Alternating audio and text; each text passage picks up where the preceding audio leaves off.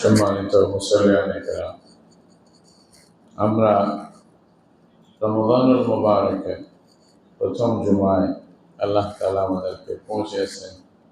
আলহামদুলিল্লাহ, আল্লাহ তাআলার কাছে আমরা দোয়া করি রমজানের শেষ পর্যন্ত আমাদেরকে যেন আল্লাহ পৌঁছান, সবাইকে অনেক বেশি বেশি ইবাদত করার আল্লাহ যেন তৌফিক দান করেন, এই দোয়া করি। রমজানুল মুবারকের মধ্যে যতগুলি ইবাদত আমরা করব, এই ইবাদতের মধ্যে সবচেয়ে বেশি গুরুত্বপূর্ণ ইবাদত এই মাসের সাথে যেটা সম্পৃক্ত, এটা হলো সিয়াম সাধনা, রোজা রাখার ইবাদত। রোজা রাখার ইবাদতটা এটা ইসলামের মধ্যে 5টি মৌলিক বিষয়ের মধ্যে একটি বিষয়। এটাকে ইসলামের রুকন বলা হয়। রুকন মানে যার দ্বারাই জিনিসটা সংগঠিত হয়, প্রতিষ্ঠিত হয়, জিনিসের আসল অস্তিত্ব সবার সামনে আসে, ওটাকে বলা হয় রুকন, যেটা ছাড়া জিনিসের অস্তিত্ব থাকে না। তো রমাদানের রোজা এটাও একটা ইসলামের রুকন। ইসলাম বলতে কি কি কোন জিনিসকে বলা হয়, রাসূল করিম সাল্লাল্লাহু আলাইহি ওয়াসাল্লাম থেকে যখন জিজ্ঞাসা করা হলো মাল ইসলাম, ইসলাম কাকে বলে, তখন রাসূলুল্লাহ সাল্লাল্লাহু আলাইহি ওয়াসাল্লাম এটা উত্তর দিয়েছেন, আন তাশহাদা আন লা ইলাহা ইল্লাল্লাহ ওয়া আন্না মুহাম্মাদান রাসূলুল্লাহ ওয়া ইকামিস সালাহ ওয়া ইতাইজ যাকাত ওয়া সাওম রমাদান ওয়াল হজ। কোন কোন রওয়ায়াতের মধ্যে তরতিবের ভিন্নতা আছে। যাই হোক, এই 5টি জিনিসকে রাসূলুল্লাহ ইসলাম বলছেন। প্রথম নম্বর, আমরা যাকে ঈমান বলি, হাদিসের ভাষায় শাহাদা বলতেছে। দুইটা সাক্ষী, একটা হলো আল্লাহ রাব্বুল আলামিন যে এক, আল্লাহর সাথে কারো কোনো শরীক নেই, জাতে সিফাতে আফআলে ইবাদাতের মধ্যে আল্লাহর কোনো শরীক নাই, আল্লাহ একাই একক, এটাই সাক্ষী দেওয়া। এবং আল্লাহ সবকিছু করতেছেন, আল্লাহর হুকুমেই সবকিছু হচ্ছে, এখানে আর কারো কিছু চলে না। আল্লাহ সর্বশক্তিমান ইত্যাদি সব বিষয়গুলো, এটাকে স্বীকার করা, সাক্ষী দেওয়া, দিলে মনে বুঝে, এটা একটা জিনিস। আরেকটা হলো দুনিয়ার মধ্যে আল্লাহর বিধান চালু করার জন্য ব্যক্তিগতভাবে, পারিবারিকভাবে, সামাজিকভাবে, রাষ্ট্রীয়ভাবে, বিশ্বব্যাপী আল্লাহর বিধান চালু করার জন্য নিয়ম পদ্ধতির একমাত্র ধারক বাহক মুহাম্মদ রাসূলুল্লাহ সাল্লাল্লাহু আলাইহি ওয়াসাল্লাম। উনি যেভাবে বলেছেন, যেভাবে শিক্ষা দিয়েছেন, যেভাবে দিক নির্দেশনা দিয়েছেন, সেভাবেই এটা পরিচালিত হবে, অনুসরণীয় হবে। ওনার তরিকা ছাড়া আর কেউ এখানে নতুন করে তরিকা দেওয়ার মতো মালিক নাই। আল্লাহর পক্ষ থেকে ওনাকেই পাঠানো হয়েছে, উনি দিবেন, উনি যা বলবেন এটাই কিয়ামত পর্যন্ত সব মুসলমানরা মানতে বাধ্য থাকবে। এটাও আমি বিশ্বাস করি, সাক্ষী দিচ্ছি। এটা মানে শাহাদাতুর রিসালা বলা হয়।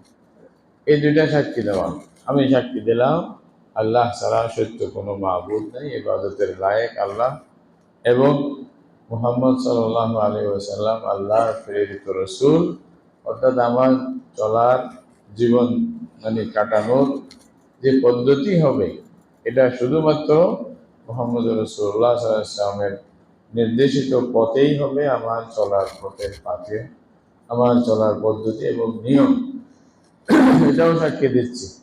তারপরে নামাজ প্রতিষ্ঠা করা এবং যাকাত দেওয়া এবং চতুর্থ মাসে রোজা রাখা, এই যে রমজান মাসে রোজা রাখা। আর যাদের সামর্থ্য থাকবে তারা হজে যাবে, হজ করবে। জীবনে একবার হজ করা এটা ফরজ।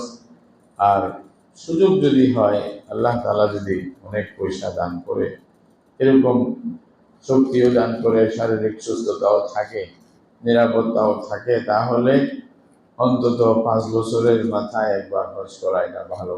যদিও বা একবার আদায় করলে ফরজ আদায় হয়ে যাবে। এই হাদিস মধ্যে রমজানের রোজা এটা ইসলামের একটা রুকন, এটা রাসূল করিম সাল্লাল্লাহু আলাইহি ওয়াসাল্লাম বললেন। আবার এই রুকনটা এরকম কিছু রুকনের মধ্যে আছে পয়সার সাথে সম্পর্ক, পয়সা না থাকলে ওদের জন্য এটা না, এটার জন্য জরুরি, যেমন জাকাত দেওয়া, হজ করা, পয়সা না থাকলে এটা জরুরি। কিন্তু এই যে ইমান, নামাজ, রোজা, এটা সবার জন্য। এখানে তো বলছে যে গরিব মানুষ কেমনি রোজা রাখবে, গরিব মানুষের জন্য আলো ভালো না রোজা রাখা, গরিব মানুষ আপনি খাইতে পারবে না, না খাইয়ে থাকলে এটা তো আরো ভালো। রোজা মানে তো আল্লাহকে রাজি খুশি করার জন্য খানা ত্যাগ করা, পানি ত্যাগ করা, এবং নিজের মনের চাহিদা, স্ত্রী সহবাসের ইত্যাদি, বা যেগুলা নিজের শাহওয়াতকে ত্যাগ করা, এইটা নাম হলো আসলে রোজা। শুধু এটার নাম না, এটার সাথে আরো অনেক কিছু আছে। তো এটা যারা আমরা গরিব মানুষ তাদের জন্য আরো ভালো, তা তো আরো মানে এখানে যারা পারবে না এরকম হুজুরের তো দরকার নেই। তো সুতরাং এই দিনটা সবার জন্য, নামাজ সবাই পড়বে, রোজা সবাই রাখবে যারা প্রাপ্তবয়স্ক, এবং ইমান থেকে তো আর ইয়া করা যায় না। ইমান এমন যে এটা সেকেন্ডের জন্য এটার থেকে বিরতি দেওয়া যায় না কাউকে। সুতরাং ইমানটা সবসময় ঘুমিয়ে চেতনে সবসময় ইমানের উপরে থাকতে হবে, যতদিন মত হয় নাই ততদিন ইমানের উপরে। আর বাকি নামাজ, 5 ওয়াক্ত নামাজ সময় সময় মতে পড়া, এরকম না যে মসজিদে বসে থাকতে হবে, ঘরে গিয়া মুসল্লায় বসে থাকতে হবে, এরকম না। সময় সময় আজান দিবে, আপনি আসিয়া ফরজ আদায় করবেন, তার সাথে নফল সুন্নত যা পারেন পড়বেন। এরপরে বছরে 1 মাস যখন রমজান মাস আসবে রোজা রাখবেন। খুব সহজ, ইসলামের উপরে আমল করা খুব সহজ। আর যাদের পয়সা আছে আল্লাহ তাআলা পয়সা দিবে, ওরা কয়েকটি শর্তে বছরে একবার, 40 ভাগের 1 ভাগ আল্লাহর রাস্তায় দান করবে। মানে গরিবদের মধ্যে, আত্মীয় স্বজনদের মধ্যে যারা বেশি গরিব, যারা মোস্তাহেক, তাদেরকে দেবে। আর জীবনে একবার তাকে হজ করবে। এ তো সহজ জিনিস, এখানে কোনো মানে এরকম জিনিস না যে বান্দা পারবে না, তা তার উপরে চাপিয়ে দেওয়া হচ্ছে, সেরকম কিছু না, যদি আসলে চাই। আবার এটার বদলতে আল্লাহ তাআলা তার জন্য জান্নাত নিশ্চিত করে রাখবে। যারা এই কাজগুলো পালন করবে সত্যিকার অর্থে, আল্লাহ তাআলার ঘোষণা হচ্ছে তাদেরকে আল্লাহ জান্নাত দিবে, তাদের জন্যই নাজাত হবে, মুক্তি হবে, কিয়ামতের দিন জাহান্নাম থেকে মুক্তি হবে। আর যারা এগুলা করবে না, যদি ঈমান না থাকে তাহলে তো শেষ, তার জন্য কোনো রকমের মুক্তি নেই, শেষ, চিরস্থায়ী জাহান্নামে থাকবে। ঈমান আনার পরে যদি বাকি কাজগুলো না করে, যদি তওবা করে ফেলে, তাহলে আল্লাহ মাফ করে দেবেন মওতের আগে যদি সুযোগ হয়। আর যদি তওবা নসিব না হয়, আল্লাহ তাআলা চাইলে শাস্তি দিবেন, চাইলে হয়তো শাস্তি ছাড়াও মাফ করতে পারে। মালিক তো, মালিক যা চায় করতে পারে, কেউ ওনাকে কেউ জিজ্ঞাসা করার কেউ নেই, কিছু সুযোগ নেই। তো এইভাবে হলো নিয়ম। রাসূল করিম সাল্লাল্লাহু আলাইহি ওয়াসাল্লামকে যখন জিজ্ঞাসা করছে, আল্লাহ রসুল বলছেন, ঈমান আনো, আল্লাহকে বিশ্বাস করো, 5 ওয়াক্ত নামাজ পড়ো, রমজান মাসের রোজা রাখো, তাহলে তোমার জন্য জান্নাত। এটা আমভাবে সবার জন্য, স্বাভাবিক যারা সমস্ত মুসলমানদের জন্য এটা খুব প্রযোজ্য একটা জিনিস। এটার থেকে বাইরে যাওয়ার তো কোনো সুযোগ নেই। তো সুতরাং রমজানের রোজা এটা হলো বড় মহত্বপূর্ণ ইবাদত, ইসলামের একটা রুকন, যেটা না হলে ইসলাম পরিপূর্ণ হবে না। এজন্য আমাদের সবাইকে, যারা যারা তাদের পক্ষে সম্ভব, সবাইকে রোজা রাখতে হবে। বিশেষ করে যাদের কোনো ওজর নাই, কিছু ওজর আছে, রাসূলুল্লাহ সাল্লাল্লাহু আলাইহি ওয়াসাল্লাম বলছে রোজা রাখলেও হবে না, রোজা রাখা মানা ওই সময়। মহিলাদের ক্ষেত্রে হাইজ নেফাসের সময়, বাচ্চা প্রসব হলে অথবা মাসিক হলে, তখন তারা রোজা রাখবে না, রোজা ছেড়ে দিবে, রোজা রাখলেও হবে না। তবে কবে রাখবে? অন্য দিন, অন্য মাসে, যখন ভালো অবস্থায় থাকবে, পবিত্র অবস্থায় থাকবে, তখন রোজা রেখে দিবে। আল্লাহ তাআলা তাদেরকে এটার বদলা ওখানে দিবেন, যেহেতু এটা আল্লাহর হুকুম, এটা আল্লাহর পক্ষ থেকে, কারো নিজের ইচ্ছা মতো না। তো সুতরাং ওদের জন্য এটা এখতিয়ার, ওরা রাখলেও হবে না, ওরা রাখবে না। বাকি মুসাফির আছে যারা, এরা ইচ্ছা করলে রোজা রাখতেও পারে, না রাখতেও পারে, তাদের জন্য অনুমতি দেওয়া আছে না রাখার। যেহেতু সফরের মধ্যে কষ্ট হয়, অনেক অসুবিধা হতে পারে, এই জন্য আল্লাহ বলছে ঠিক আছে, সফরে থাকলে তুমি অন্য মাসে এই দিনগুলো রোজা রেখে দেবে, সফরের সময় না রাখলেও সমস্যা নেই। তবে রাখলে ভালো, যদি রাখতে পারেন যে হয়ে যাবে আর খরচটা আদায় হয়ে যাবে, বেশি ভালো রাখতে পারলে। আর যদি কোনো এমন বৃদ্ধ অথবা অসুস্থ হয় যে রোজা রাখা তাদের পক্ষে সম্ভব না, তাদের জন্য আল্লাহ তাআলা সুযোগ দিয়েছেন, তারা যদি একেবারেই না পারবে বলেন চাইতে পারেনি, তাহলে তারা ফিরিয়ে আদায় করবে, যেরকম কোরআনে হাদিসের মধ্যে বলা আছে। বাকি যারা এই ওজোর যাদের নাই, এদের সবাইকেই রোজা রাখতে হবে। রোজা মানে ফজর, এই যে ফজরের আজানের আগে যে মানে সেহরির শেষ সময়, ফজরের আজানের যখন সময় হয় তখন থেকে নিয়ে মাগরিবের আজান পর্যন্ত, অর্থাৎ মাগরিবের সময় পর্যন্ত, ফজরের সময় থেকে মাগরিব পর্যন্ত খাওয়া দাওয়া এবং এই যে মানুষের মানসিক চাহিদা ইত্যাদি থেকে দূরে থাকা, স্ত্রী সহবাস থেকে দূরে থাকা, এগুলোর নাম হলো রোজা। এটা শরীয়ত মতে অন্তত এটা মেইন জিনিসগুলো পাওয়া যাইতে হবে। ইচ্ছাকৃত কেউ যদি খেয়ে ফেলে, ইচ্ছাকৃত কেউ যদি পান করে ফেলে, অথবা এই যে স্ত্রী সহবাস করে ফেলে, তাহলে তার রোজা ভেঙে যাবে এবং তাকে কাফারা দিতে হবে। আর অনেক সময় ভুল ক্রমে যদি পানি টানি ভিতরে ঢুকে যায়, তাহলে তখন কাজা আদায় করতে হবে। ইত্যাদি মাসালা আছে কিরকম করবে। কাফারা যেটা, এটা বড় কঠিন জিনিস। হয়তো 60টা রোজা রেখে দিতে হবে, অথবা 60 জন মিসকিনকে খানা খাওয়াইতে হবে, অথবা একটা গোলাম আজাদ করতে হবে, যেটা কোরআনে আছে। বর্তমানে আমাদের দেশে, আমাদের বিশ্বে গোলামের প্রথা নাই, হয়তো অদূর ভবিষ্যতে হতেও পারে, অসম্ভব না, আল্লাহু আলাম। যার কারণে ইসলাম এটা রহিত করে নাই, যদিও বা এটা থেকে মানুষকে দূরে থাকতে বলছে, অঘোষিত রহিতের মতো আর কি। তো যেহেতু ঘোষণা আসে নাই, হইতে পারে অদূর ভবিষ্যতে বিশ্বের অবস্থা কি হয় আমরা জানি না, হইতেও পারে, আল্লাহু আলাম। তো সুযোগ থাকলে গোলাম আজাদ করা, বর্তমানে যেহেতু নেই, এটার চিন্তা নেই। তাহলে কাফারা হিসাবে আপনাকে এরকম করতে হবে। তো একটা ভালো করে রাখতেন তাহলে আর 60টা রাখতে হইতো না, তাহলে আমার 60টার বদলে 60 জন মিসকিনকে খানা খাওয়ানো, এটাও যাতা ব্যাপার না। তো এই জন্য বারহাল রোজা যদি আপনি নষ্ট করে ফেলেন, অথবা ভুলে যদি রোজা নষ্ট হয়ে যায়, কজা কাফারার হুকুম আছে ইত্যাদি।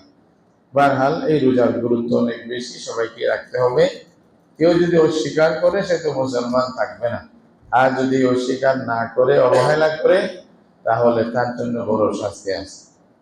রমজান যে চিনি, রমজান জানার পরেও যদি ইচ্ছাকৃতভাবে রমজানের রোজা ফরজ রোজা আদায় না করে, কিয়ামতের দিন এই সমস্ত লোকদেরকে আল্লাহ তাআলা কঠিন শাস্তি দিবে বলে হাদিসের মধ্যে আছে। রাসূলুল্লাহ সাল্লাল্লাহু আলাইহি ওয়াসাল্লাম বলেছেন, মানে যে একবার স্বপ্নের মধ্যে আল্লাহ রসুল, আর কোন রাওয়াতের মধ্যে মেহরাজের মধ্যে যখন গেছিলেন, তখন দেখছেন কিছু লোকরা, এরা নিজের এই যে নখ দিয়ে অনেক নিজেকে আঘাত করতেছিল। এরকম বলছে যে কেন এরা এরকম করতেছে, বলছে যে একটা রাওয়াতের মধ্যে আছে যারা মানে মানুষের গীবত করত, সমালোচনা করত, মানুষের বদনাম, মানে মানুষের বিরুদ্ধে খামাহা বেহুদা মিথ্যা অপবাদ দিত, ওদের শাস্তিও আছে। আবার এখানে বিশেষ করে আছে যারা রমজানের মধ্যে রোজা রাখত, রমজানের মধ্যে সুস্থ, সবকিছু ঠিক আছে, তারপরেও রোজা রাখে না, তাদের জন্য বিরাট একটা শাস্তিও চিল্লাচ্ছে, আর এভাবে নিজেকে আঘাত করতেছে। তো একারা তারা রোজা রাখে। তাহলে সুতরাং রমজানের মধ্যে রোজা রাখার গুরুত্ব, এটা ফরজ বিধান, এটা অবশ্যই রাখতে হবে। যারা যারা আমরা আছি, যারা পারি, সময় রাখবো। একেবারে অপারক হলে এটা ভিন্ন কথা।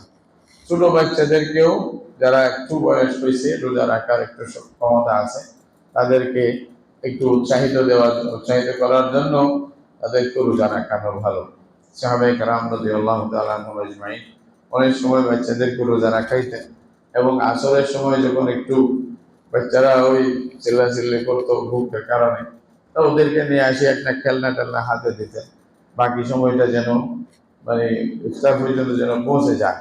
তো সেইভাবে ইফতার পর্যন্ত পৌঁছে তারপরে ইফতার করাইতেন, এরকম আছে। একটু কষ্ট তো লাগবে হয়তো, বারহাল এইভাবেই রোজা রাখার গুরুত্ব, এবং রোজা রাখার জন্য নিজে এবং নিজের পরিবারে বাচ্চাদেরকে সবাইকে রোজা রাখা। এই একটা পরিবেশ তৈরি করতেন। এটা গুরুত্বের কারণে ফরজ রোজার জন্য এটা বেশি গুরুত্ব দিতেন। তো সুতরাং আমরাও বাচ্চাদেরকেও এটা অভ্যাস সে পরিণত যেন হয়, রোজার অভ্যাস যেন থাকে, এটা করা দরকার। এখন অনেকেই মানে নিজের বাচ্চাদের প্রতি বেশি আদর দেখাইতে গিয়া, আর ছোট বাচ্চা অত বয়স হয়ে যাচ্ছে, হ্যাঁ, আর 9-10 বছর হয়ে যাচ্ছে, তারপর যারা ছোট বাচ্চা কি রোজা রাখবে, ওর কষ্ট হবে, সে দেখায় ওখানে অনেক দূরে রাখে। এটা না, চেষ্টা করেন। অনেক সময় আমরা ওই যে আরো যারা ছোট আছে তাদেরকে বলছে তুমি 2টা রোজা রাখো, 2টা মানে মধ্যখানে খাইয়ে আবার রাখি, এটা আস্তে ধীরে অভ্যাস করা আর কি। এই জন্য বাচ্চাদের মধ্যে যেন ওইটা জিনিসটা ঢুকে, এটা খেয়াল রাখবেন। আজকে আমরা ইসলামের যে অনুশাসনগুলো, ইবাদতগুলো, ইসলামের যে মানে যেগুলো একটা দৃশ্য, এটা আমরা পরিবারের কাছে বাচ্চাদের কাছে পেশ করতে না পারায় পুরা ইসলাম থেকে দূরে, চিনে না, পরিচয় নাই কি। আবার হয়তো আপনি উজু করতেছেন, এটা যদি জীবনে আপনার বাচ্চারা কেউ না দেখে বলবে যে এটা কি উজু, আবার কি এটা বল, যদি এরকম শিক্ষা না দেওয়া হয়। এই জন্যই তো এগুলো শিক্ষা প্রথমে দিতে হয়। তো সুতরাং রোজা রাখার অভ্যাসিত করা এটাও দরকার, বাচ্চাদেরকেও একটু অভ্যাস পরিণত করতে হবে। ফরজ হয় নাই, আস্তে ধীরে রাখো। তো ফরজ না হলেও রোজার সব সেও পাবে, আপনিও পেবে। হাদিসের মধ্যে আছে, হজের মধ্যে রাসূল করিম সাল্লাল্লাহু আলাইহি ওয়াসাল্লামের সময় এক মহিলা এক বাচ্চাকে উঠে বলতেছে, ইয়া রাসূলুল্লাহ আলি হাদা হজ্জ, এই যে ছোট বাচ্চা, এর কোনো হজ হবে? এর হজের কি দরকার আছে বা হজ হবে কিনা? তো রাসূলুল্লাহ সাল্লাল্লাহু আলাইহি ওয়াসাল্লাম বলছেন, না বলা কি আজরু। রাসূলুল্লাহ সাল্লাল্লাহু আলাইহি ওয়াসাল্লাম বলছেন, হ্যাঁ, এর হজ হবে এবং এর হজের বদলা তুমি পাইবা। মানে যেহেতু মা বাপ এরা হজ করাচ্ছে, এরা একসাথে নিয়ে গেছে, ওকে অভ্যাসিত করতেছে, ওকে শিক্ষা দিচ্ছে, বুঝো যা করবে এটার বদলা তোমরা পাইবে। তো এটাই আসলে কথা। বাচ্চাদেরকে নামাজ শিক্ষা দিবেন, আপনি বদলা পাইবেন। রোজা শিক্ষা দিবেন, আপনি বদলা পাইবেন। জাকাত দেওয়ার সময় অনেক সময় বাচ্চাদের হাতে দিবেন, মানে কাউকে সাদাকা করবেন, নিজে তো দিবেনই, বাচ্চাদেরকে বলবেন তুমি ওকে দাও। এটার দ্বারা ফায়দা কি? সে দেওয়া শিখবে এবং আল্লাহর রাস্তায় সাদাকা করার চিন্তাটা তার ভিতরে ঢুকে যাবে আগে থেকে। এগুলো আমাদেরকে অভ্যাসিত করতে হবে এবং এইভাবেই রমজান মাসে রোজা নিজেও মানে আদায় করব এবং বাচ্চাদেরকেও এটাতে পুরো পরিবারকে রোজার একটা পরিবেশ যেন আমার পরিবারে চলে আসে রমজান মাসে, এটা চেষ্টা করতে হবে। এটা ফরজ বিধান। রাসূল করিম সাল্লাল্লাহু আলাইহি ওয়াসাল্লাম বলছেন, এই জন্য হাদিসের মধ্যে আছে, যদি সারা বছর রোজা রাখো তাহলে রমজানের একটা রোজার সমান হবে না। তো সুতরাং ইচ্ছাকৃতভাবে কোনোদিন কেউ যেন রোজা না ছাড়ে। অনেক সময় কেউ বলতেছে যারা রোদের মধ্যে কাজ করে, হ্যাঁ, বিভিন্ন যারা শ্রমিক, তারা কি রোজা রাখবে? ইসলামের কোথাও এটা আমরা পাই নাই যে শ্রম করলে, কাজ করলে রোজা ছেড়ে দিতে হয়। এটা ফরজ, রোজা মানে না রাখতে পারে সেরকম কোনো বিধান, কোনো নস শরীয়তের মধ্যে নাই। এটা নিজের থেকে নিজে বানানো। হ্যাঁ, শ্রমিকরা আরো বেশি রাখে। আপনারা ইতিহাস দেখলে দেখবেন, মুসলমানরা বেশি যুদ্ধ করছে রমজান মাসে বেশি, বিজয় আনছে বেশি কোন মাসে? রমজান মাসে। খাইতে হবে না, আল্লাহ তাআলার পক্ষ থেকে শক্তি আছে, যা খাইছে অল্প, এখন যুদ্ধ পর্যন্ত করতেছে। বিভিন্ন যুদ্ধের যেগুলা ঘটনা, পথে মক্কা থেকে নিয়ে কত যুদ্ধ ইত্যাদি, প্রায় যুদ্ধ ইসলামের পরবর্তীতেও যেটা যুদ্ধ মুসলমানরা করছে রমজানের মধ্যে। তো সুতরাং এটা ওজোর হবে না যে আমি কাজ করতেছি, আপনি কাজ কম করেন। যদি মনে করেন যে আমার সমস্যা হবে 1 ঘন্টা কম করেন, সমস্যা নেই, কিন্তু রোজা রাখবেন, রোজা বাদ দিবেন না। আর ইমান যদি থাকে তাহলে তো রোজা অবশ্যই আপনি বাদ জীবনেও দিবেন না, যাই হোক, যেটা অসুবিধা হোক। একেবারে না পারলে ভিন্ন কথা। আমি এটা আপনাদেরকে একটা ঘটনা বলছিলাম আগে। কোন একটা শিপে কিছু মানুষেরা কাজ করত, কিছু মুসলমান ছিল আর কিছু খ্রিস্টান ছিল। ওদের ফোরম্যান ছিল মানে খ্রিস্টান। সে যখন রমজান আসছে, তিনি একটা ঘোষণা দিলেন। ঘোষণা দিয়া বললেন যে দেখো, মুসলমানদের মধ্যে যারা যারা রোজা রাখবা তাদের ডিউটি ডবল হবে, বেতন কম হবে। কে কে রোজা রাখতে রাজি আছো লিস্টে দাও। এরকম একটা ঘোষণা দিচ্ছে। তো ঘোষণা দেওয়ার পরে এখন মুসলমানদের মধ্যে যারা একটু দুর্বল ইমান, ওরা বলছে আর রোজা এমনি উপবাস থাকবো, পয়সাও পাবো না, কি লাভটা কি, রাখবো না। নওয়াজুবিল্লাহ এরকম বলে দিচ্ছে। আর কিছু লোকেরা যারা আসলে মজবুত ইমানের, ওরা বলছে যে যতই ডিউটি বাড়াই দাও, পয়সা না দিলে না দাও, যা কম দিবা কম দাও, আমি আল্লাহর ফরজ বিধান আমি বাদ দিতে পারবো না, আমি মুসলমান, আমাকে রোজা রাখতে হবে। তো ওনারা হিম্মত করে নাম দিচ্ছে, কিছু মুসলমান বাদ গেছে, আর কিছু মুসলমানেরা নাম দিচ্ছে। পরবর্তী উনি যখন পাইল যে ফোরম্যান, যিনি আসল মেন ম্যানেজার, ও দেখিয়া তারপরে দিন আবার ডাকিয়া সবাইকে ঘোষণা দিয়েছে, যারা যারা রোজা রাখবে বলছে মুসলমানদের মধ্যে, তাদের ডিউটি অর্ধেক, তাদের বেতন ডবল। এটা যখন বলছে, ওরা বললো যে হে রে, কি করলাম, এর পরীক্ষা হয়ে গেল না, পরীক্ষা হয়ে গেল না। এটাই হলো আসলে কথা, আপনার হিম্মত, আপনার ইমান, এটা থেকেই তো রোজা রাখতে হবে। এই জন্যই তো রাসূলুল্লাহ সাল্লাল্লাহু আলাইহি ওয়াসাল্লাম শব্দ বলছেন, মান সামা রমাদানা ঈমানান ওয়া ইহতিসাবান, যে ঈমানের ভিত্তি করে তোমার এটা রূহ হবে আসলে ঈমান। আমাদের যতগুলি আমল আছে, এটা তো মৃত হবে যদি ঈমান না থাকে। যে পুরা বিশ্বাস, আল্লাহর উপরে দৃঢ় বিশ্বাস, এটা যদি না থাকে, এটা সবগুলির মতো এটা জান ছাড়া। আসলে আমলের মধ্যে জান হচ্ছে ঈমান। যেমন নামাজের মধ্যে এটা যদি আল্লাহর জিকির না হয়, তাহলে এটা দেখানো হয়ে যাবে। ওয়ালা ইয়াজকুরুনাল্লাহ ইল্লা কালিলা, আল্লাহর জিকির থাকতে হবে। রূহ, এটা তো ইবাদতের রূহ হলো ঈমান, ঈমানের সাথে আল্লাহর জিকির, এটাই হলো ইবাদতের রূহ। এটাই যদি না থাকে, ইবাদত এগুলো স্ট্রাকচার হবে আর কিছু না। এমনি দাঁড়ায় একটা হার্ট যেন দাঁড় করে রাখবেন, এটার মধ্যে আর কোনো জান ছাড়া এরকম হয়ে যাবে। সুতরাং আমাদের প্রত্যেকটি ইবাদতের মধ্যে জান আসার জন্য মজবুত ইমানের দরকার, আল্লাহর জিকিরের দরকার, দোয়া ইস্তেগফারের দরকার।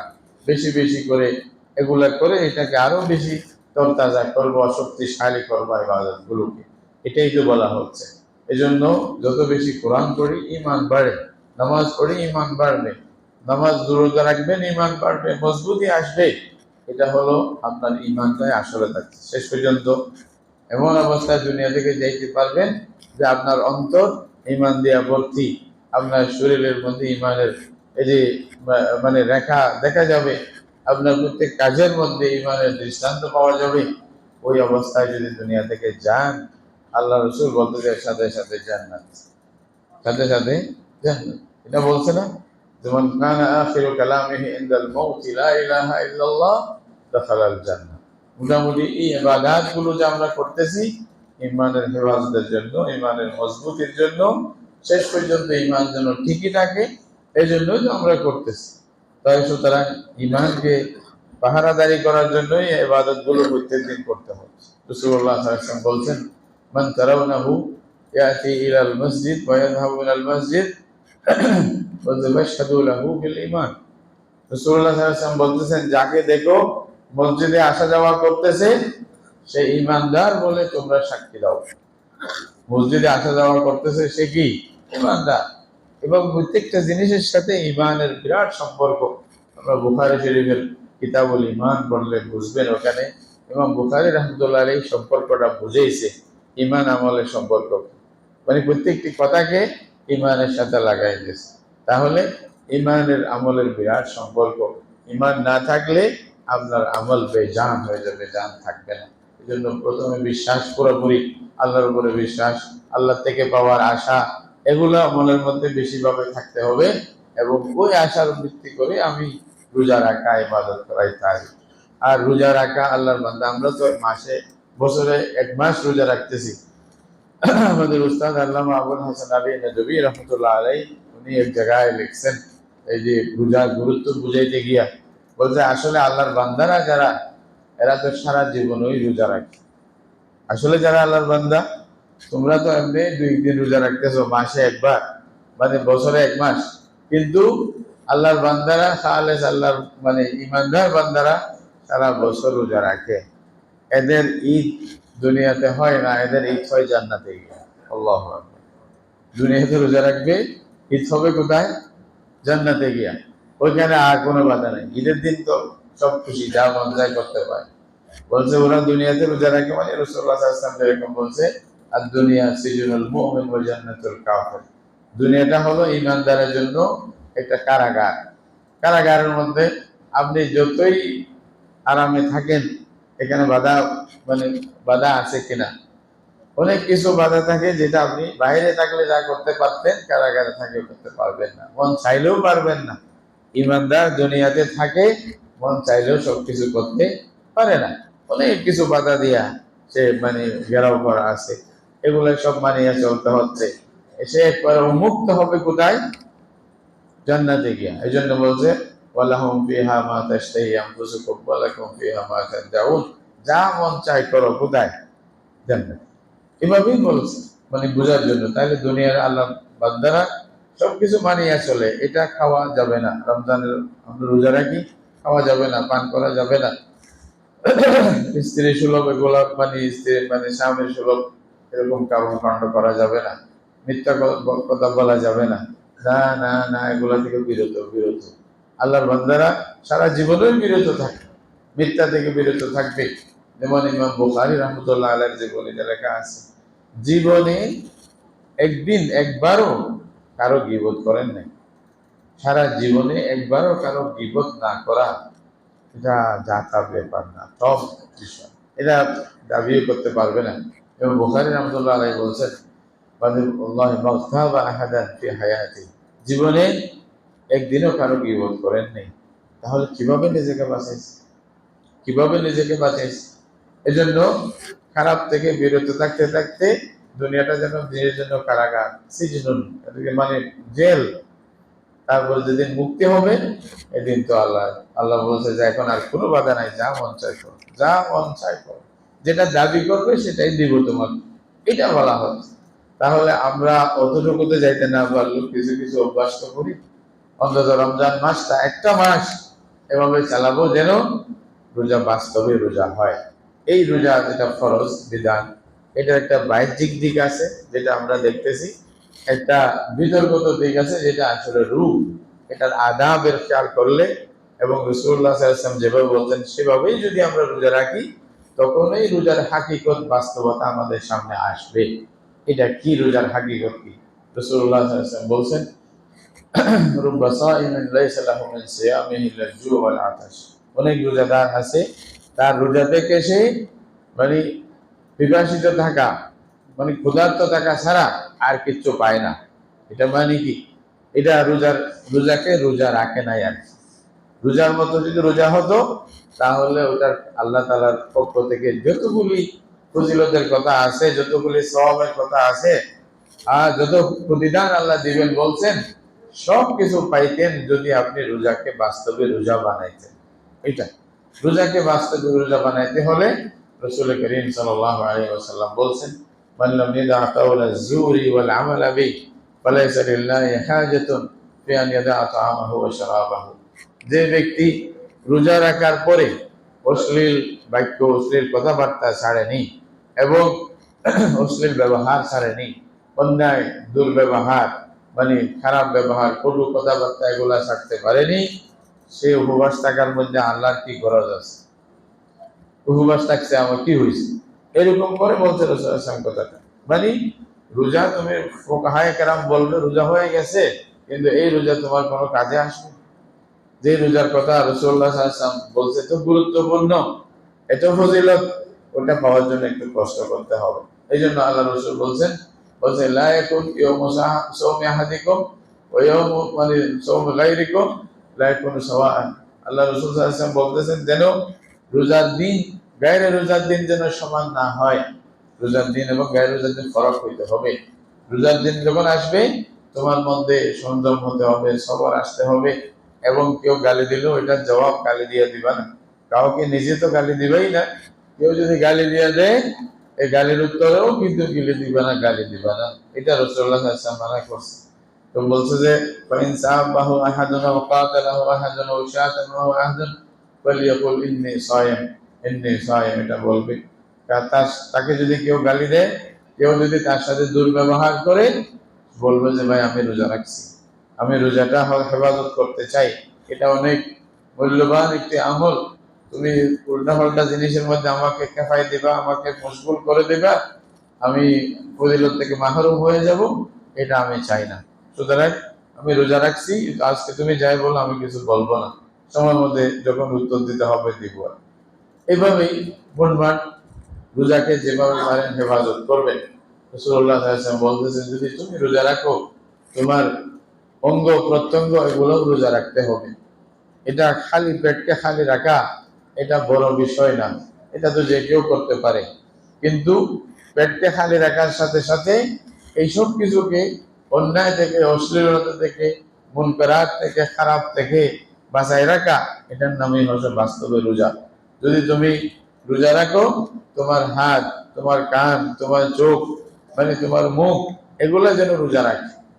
মুখ রোজা রাখা মানে মুখ দিয়া অন্যায় কথা বলবো না, কারো গীবত করবো না, কারো চুগলখড়ি করবো না, মানে অশ্লীল কথা বলবো না, কাউকে কটু কথা বলবো না, মনে কষ্ট পায় সেরকম কথা আমি মানে রোজা রাখিয়া বলবো না, কাউকে গালি দিব না, আল্লাহর জিকির বেশি বেশি করব, কোরআন তিলাওয়াত করব, সুবহানাল্লাহ আলহামদুলিল্লাহ বলবো।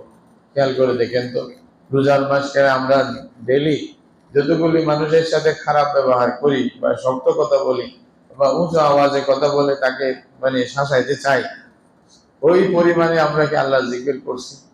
ওই পরিমাণে আল্লাহর মানে কালামকে তেলাওয়াত করছি? এই জন্য সাহাবায়ে কেরামের নিয়ম ছিল রোজা মানে রোজা আর কোরআন একসাথে, রোজা আর কোরআন।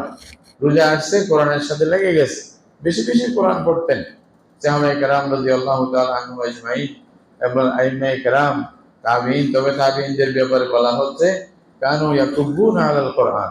ইয়াকুবুনা আলাল কোরআন মানে উফুর হয়ে পড়া। কোরআনের যেমন রেহালের উপরে রাখে, উফুর হয়ে পড়া মানে পড়তে পড়তে পড়তে ওভাবে নিয়ে যেতেন, মানে কোরআনের কথাগুলি বলতে গিয়ে, কোরআন পড়তে গিয়ে, কোরআন তিলাওয়াত করতে গিয়ে এত বেশি কোরআন তিলাওয়াত করতেন কারা? সাহাবায়ে কেরামেরা সবাই।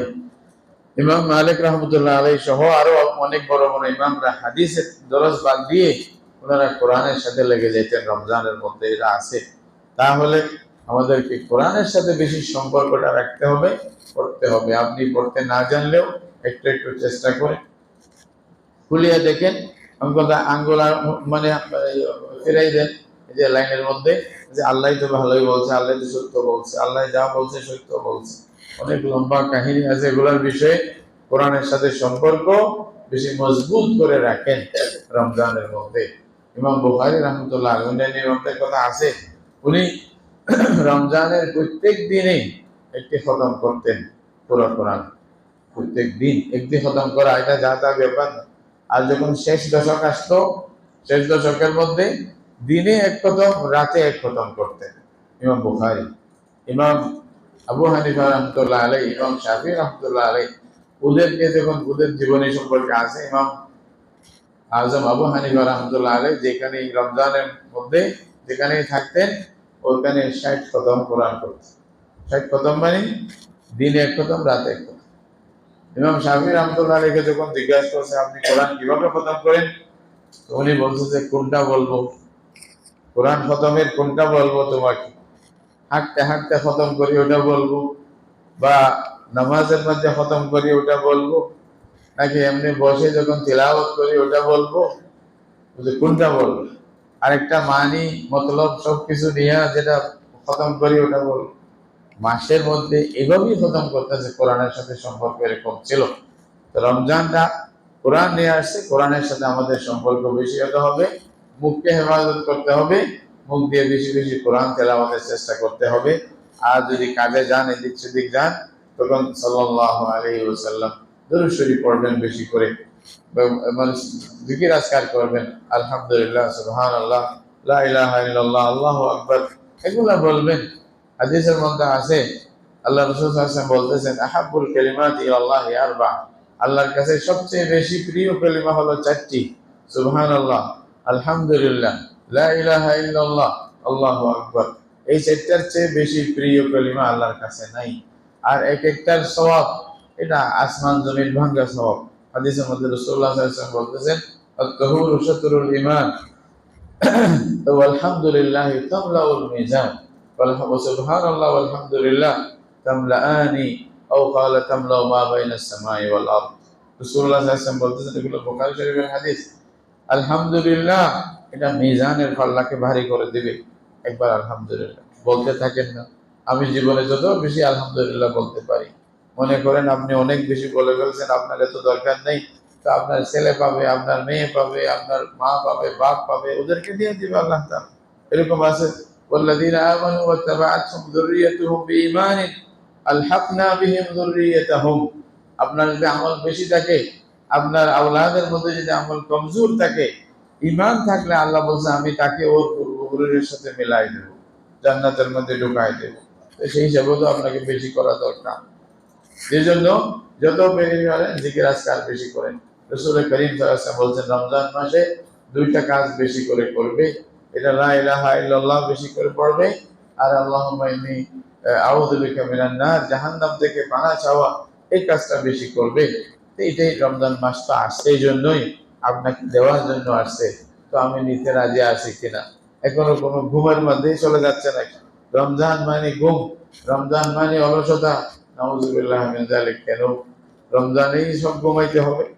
দুইটা ভাত খাইছেন এই জন্য মাসুল দিতে হবে না? সব ঘুমের মধ্যে সব চলে যাক, নামাজও চলে যাক, ইবাদতও চলে যাক। কেন ভাই? রমজান আসছে আপনাকে প্রশিক্ষণ দিয়ে খাঁটি মুসলমান বানানোর জন্য। নফল ইবাদত, ফরজ, মুস্তাহাব যা আছে বেশি বেশি রমজানে করেন। রমজানে করলেই তো আপনি অন্য মাসে করার জন্য অভ্যাস আপনার মানে সৃষ্টি হবে। এক মাস ট্রেনিং দিছে, বাকি 11 মাস আপনাকে ছাড়ে দিছে, আবার নিজে নিজে করুন। আবার 11 মাস পরে আবার নতুন করে আবার এই ট্রেনিংটা আবার দিব। এটা দেওয়ার জন্য বারবার রমজান আমাদের জীবনে বারবার আসতেছে। এটা পেট্রোল পাম্প হিসাবে মনে করে, এটা আমরা যেন গাড়ির মধ্যে চার্জ বারবার যেন চার্জ করতে পারি, ব্যাটারিকে যেন বারবার চার্জিং করতে পারি, রুহানি চার্জ এখানে হয়। এই জন্য রমজানকে গুরুত্ব দিয়ে, রমজানের ইবাদতকে গুরুত্ব দিয়ে, রোজার ফজিলত আহমিয়ত বুঝে আমরা বেশি করে মানে যত পারি গুরুত্ব দিয়ে আদবের সহিত সব শর্তগুলো রক্ষা করে রোজাকে রোজার মতো করে রাখার চেষ্টা করব। সবচেয়ে বেশি যেটা বললাম, এটা বিভিন্ন অশ্লীল কথাবার্তা, বেহুদা গুজারি, বেহুদা জিনিস দেখা ইত্যাদি থেকে হেফাজত করে নিজেকে হেফাজত করবেন। রমজানের মধ্যে যত বেশি পারেন রোজার ইবাদত করবেন, কোরআন তেলাওয়াত করবেন, জিকির আজকার করবেন, তাসবিহ তাহলিল করবেন। দরকার নাই ও কথা বলবেনই না, যেটা দরকার নাই এটা দরকারটাকে আমি বললাম না। রাসূলুল্লাহ সাল্লাল্লাহু আলাইহি ওয়াসাল্লাম বলতেছেন, মান কানা ইউমিনু বিল্লাহি ওয়াল ইয়াউমিল আখির ফালইয়াকুল খায়রান আও লিয়াসমুত। যার ঈমান আছে আল্লাহর উপরে, আখিরাতের উপরে, সে ভালো কথা বলবে, না হলে চুপ থাকবে। তাহলে চুপ থাকলেও ইবাদত যদি ওই নিয়তে আপনি চুপ থাকেন, বলবেন না, দরকারটা কি? যত বলবেন তত ধরা পড়বে। আল বালাউ মুওয়াক্কালুন বিল মুনতিক, একটা কথা আছে আরবি ভাষায়, যত বলবেন মুসিবতে পড়বেন, না বললে আপনাকে কেউ কিছু জিজ্ঞাসা করবে না। এই জন্য ভিতরে রাখবেন, শতটা চিন্তা আসবে, একটা বলবেন যেটা বেশি জরুরি। যে কথাটা বলতেছে এটা আমার জন্য, আমার দেশের জন্য, পরিবারের জন্য, আমার দিনের জন্য ভালো কিনা, ভালো না হলে বাদ দিলাম, বাদ দিলাম, পারলে বললে থাকবে, না বললে কি হয়েছে। আর যদি জরুরি মনে করেন তাহলে বলবেন, নিজেও আমল করবেন, বাচ্চাদেরকেও কোরআনের পরিবেশ রমজানের মধ্যে করেন, জিজ্ঞাসা করবেন কয় পারা হয়েছে তোমার, কবে খতম হবে। বাচ্চাদেরকে পুরস্কার দিবেন, এক খতম করতে পারলে 5,000 টাকা পুরস্কার দিবেন, কথার কথা। ওটা দিয়ে ড্রেস কিনে দিবেন, সমস্যা কি, আপনি তো করবেন, এমনিও তো দিবেন। তাহলে এই সুবাদে বাচ্চারা দিনের মধ্যে চলে আসুক। হ্যাঁ, ইফতারের আগে সবাইকে দোয়ার মধ্যে লাগাই দিবেন, যে দোয়া করো সবাই মিলে। তো এখন তো কি হয়, মহিলাদের উপর একটা জুলুম করি আমরা, খালি ইফতারের জন্য দিন রাত মেহনত করবে, ইবাদত করতে পারবে না, কোরআন তেলাওয়াত করতে পারবে না, আর ঠিক মতো আপনার কাছে না পৌঁছলে আপনি রাগ হয়ে যাবেন, কি করছো এইসব। তো ও বেশি উঠে ইবাদত করতে হবে না। ইফতার শেষ হইল, তারপরে এখন ধোয়া মানে মানে বাসন কোটারা গুলা পরিষ্কার করার কাজ কার ওনার। আপনি বসে বসে চা খাইবেন, এই করবেন, আর ওই বেশিরি খালি লাগিয়ে থাকবে, ইবাদত করবে না সারা মানে মাসের মধ্যে। ওকে জান্নাতে নিয়ে যাবেন না, এটা বড় দুঃখ। আল্লাহর ওয়াস্তে জুলুম করবেন না, যতটুকু হালকা করে তাহলে তুমি ইবাদত করো, ওনাকে গুরুত্ব ওটার মধ্যে বেশি দেবেন। কোরআন তেলাওয়াত কতটুকু হয়েছে এটা জিজ্ঞাসা করবেন, তোমার জিকির আজকে আছে কতটুকু হয়েছে, সালাতুত তাসবিহ নামাজ আজকে পড়ছো কিনা, এগুলো জিজ্ঞাসা করবেন ঘরের মধ্যে। তাইলে না দিনের পরিবেশ আসবে। এভাবেই রমজান আমরা করি, রাজি আছি তো ভাই ইনশাআল্লাহ। এশারের সময় আসবেন, তারাবি পড়বেন, ফজরের নামাজে আসবেন, ইনশাআল্লাহ আল্লাহ তাআলা আপনার যে পাপগুলো আমরা যারা ভুল করছি জীবনে বছরে, গত বছর থেকে এই বছর পর্যন্ত, গত রমজান থেকে এই রমজান পর্যন্ত যা করছি এই রমজানে ভালো করলে আল্লাহ সব এমনি মাফ করে দিবে। হাদিসের মধ্যে আছে। রাসূলুল্লাহ সাল্লাল্লাহু আলাইহি ওয়াসাল্লাম বলছেন এগুলো সুযোগ, এই সুযোগগুলো আমরা এই সুযোগ পাওয়ার পরেও যারা মানে এই সুযোগ গ্রহণ করে না, তাদের জন্য রাসূলুল্লাহ সাল্লাল্লাহু আলাইহি ওয়াসাল্লাম বিশ রাজুলেন দাখালা আলাইহি রমজান ফালাম ইগফার লাহু, ওটা সবচেয়ে খারাপ মানুষ যার জন্য রমজান আসছে যার জীবনে, তারপরেও তাকে ক্ষমা করানো হলো না, তার ক্ষমার মানে ব্যবস্থা হলো না, এর চেয়ে বদনসিব মানুষ আর কেউ নেই। রাসূলুল্লাহ সাল্লাল্লাহু আলাইহি ওয়াসাল্লাম বলছেন এটা। এই সুযোগ তো আছে আমাদের, এজন্য ভাই একটু দুই হাত করে দোয়া করেন না, মোনাজাত করেন না, সমস্যা কি? আপনারা এটা মনে করেন না যে মোনাজাত করার জন্য আমাকে ওযু করতে হবে, পবিত্র হইতে হবে। আপনি ঘুম থেকে উঠছেন অথবা এমনি অলস বসে আছেন, দুই হাত তুলে মোনাজাত করেন, আল্লাহ তাআলা এটা শুনেন। মোনাজাতের জন্য শর্ত করে নাই পবিত্র হইতে হবে, কোনো জরুরি না। আল্লাহর কাছে চান, নিজের জন্য চান, নিজের ভাষায় বলেন, নিজের ভাষায় বলেন, আরবিতে বলা কোনো ফরজ ওয়াজিব না, পারলে ভালো। নিজের ভাষায় আল্লাহর কাছে চান যে আল্লাহ আমার এই সমস্যাকে সমাধান করে দাও, আল্লাহ তুমি ছাড়া আমার কোনো মাহবুদ নেই, এই কথাগুলি বলবেন। আল্লাহ তুমি ছাড়া আমার কোনো আশ্রয় নেই, সব আশ্রয় একমাত্র তুমি আমার আশ্রয়, তুমি আমার মালিক, তুমি সবকিছু করতে পারো। আল্লাহ তুমি দিবে দিবে না কেন? তুমি তো বান্দাদেরকে দেওয়ার ওয়াদা করছো, তোমার কাছে যারা কাছে কাছে চাইবো না, আল্লাহ আমাকে দাও। এইভাবেই রমজান দোয়ার মধ্যে, ইবাদতের মধ্যে, জিকিরের মধ্যে, তেলাওয়াতের মধ্যে এইভাবে কাটাইতে থাকবেন। আল্লাহ তাআলা সবাইকে তৌফিক দান করুন। ওয়া আখিরু দাওয়ানা আলহামদুলিল্লাহি রাব্বিল আলামিন।